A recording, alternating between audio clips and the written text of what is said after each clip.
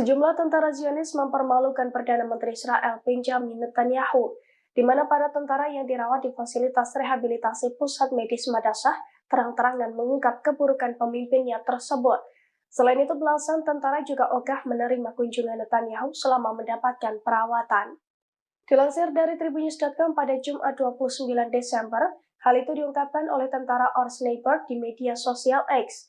Dalam cuitannya, tentara tersebut menyebutkan bahwa ia dan 15 tentara dari 18 di sayapnya ogah bertemu dengan Netanyahu.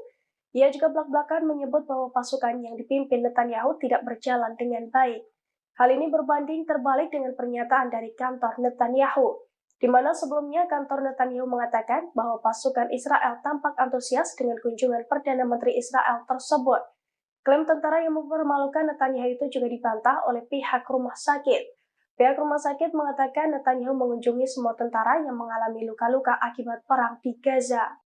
Download Tribun X sekarang, menghadirkan lokal menjadi Indonesia.